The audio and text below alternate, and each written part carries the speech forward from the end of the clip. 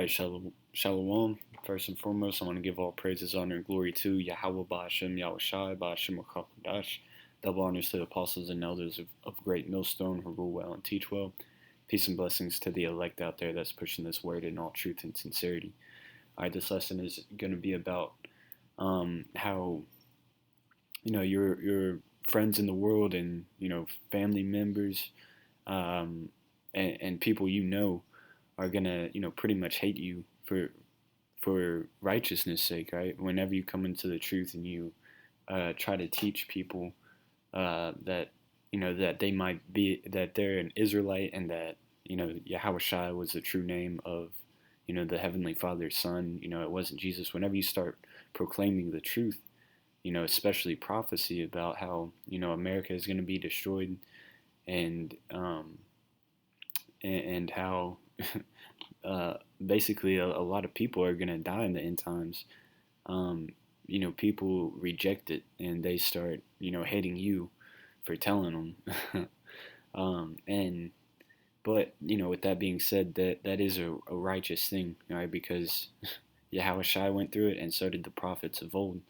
But Yahweh Shai, and throughout the scriptures, Yahweh through His Son Yahweh Shai, throughout the scriptures talk about how the prophets were hated, and all the righteous men were hated. But this is the book of Mark, the 6th chapter, and I'll start at 1. It says, and he went thence and came into his own country, and his disciples followed him. And when the Sabbath days was come, he began to teach in the synagogue, and many hearing him were astonished, saying, From whence hath this man these things? And what wisdom is this which is given unto him, that even such mighty works are wrought by his hands? Right? Because Yahweh Shai was performing miracles, on top of proclaiming the truth, right? Breaking down scriptures, just like a Sadducee would. He was going into the scriptures, man.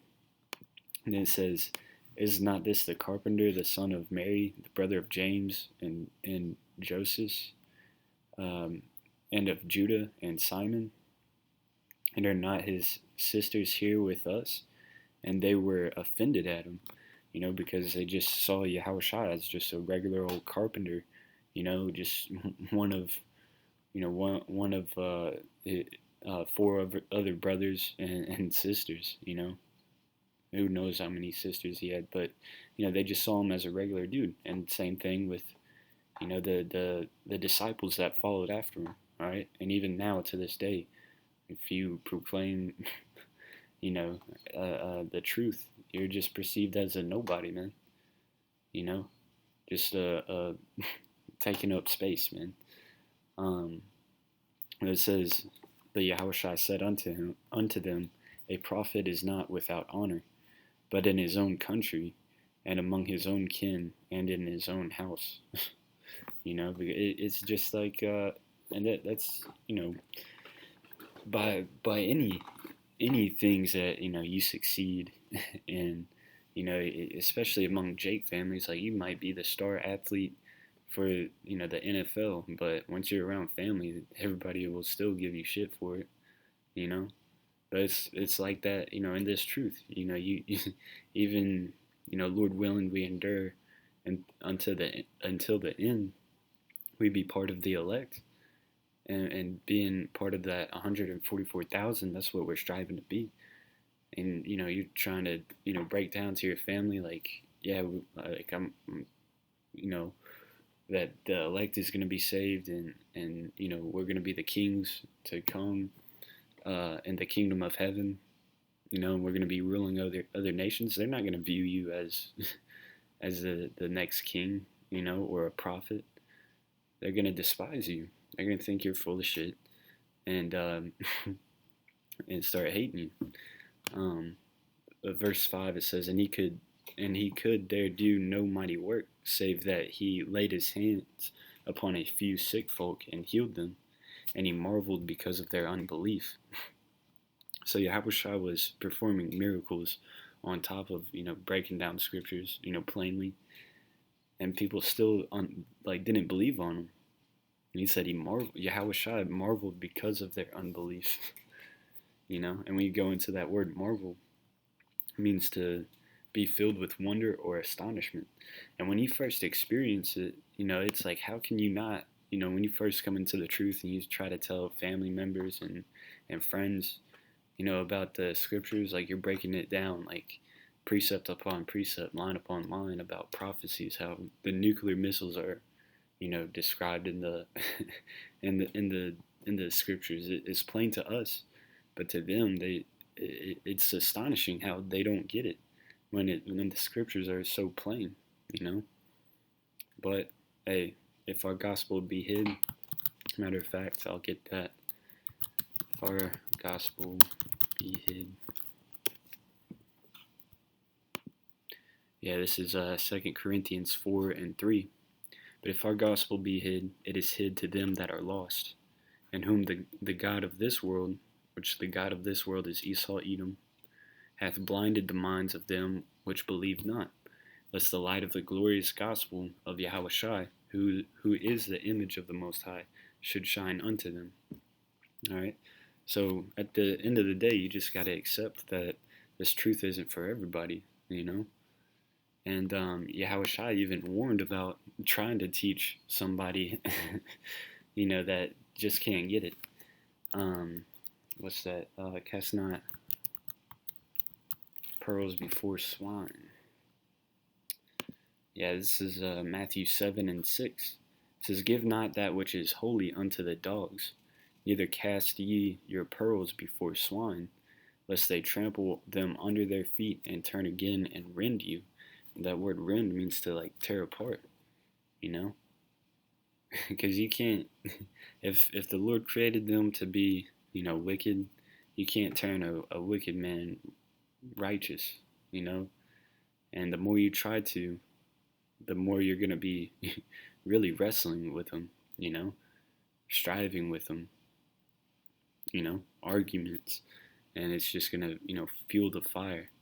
So it's not wise to, throw those, to have spiritual conversations with carnal men, because they're going to want to get carnal with you, and you're going to be, you're going to try to be spiritual about it, but they're going to try to get carnal with you, meaning like get physical, get fight, get argumentative, call you names, try to get under your skin any way possible, but they're not going to deal with the scriptures.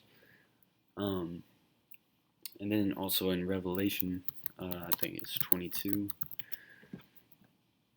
the scriptures say, let the wicked be wicked still. Let's see, what verse? Yeah, here we go. This is Revelation 22:11. He that is unjust, let him be unjust still. And he which is filthy, let him be filthy still. And he that is righteous, let him be righteous still. And he that is holy, let him be holy still. All right, so that's not to say, don't, make mention of the scriptures to any anybody. Don't be afraid to, go out on the highways and byways and proclaim the truth. But once you well, I think, what is that?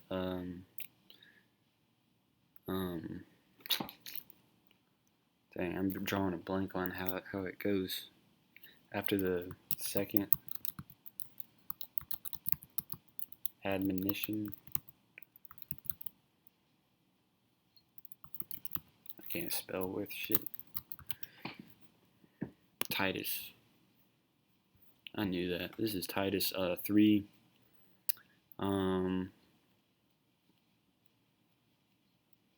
I'll start at 9. Titus 3:9. Or I'll start at 8. Titus 3:8. This is a faithful saying, and these things I will that thou affirm constantly, that they which have believed in the Most High might be careful to maintain good works. All right, and what are the good works? Doing the work, with teaching, edifying, edifying the body, edifying the sheep, which are Yahweh Bashim al Shas, It says these things are good and profitable unto men, right? So easy to be entreated.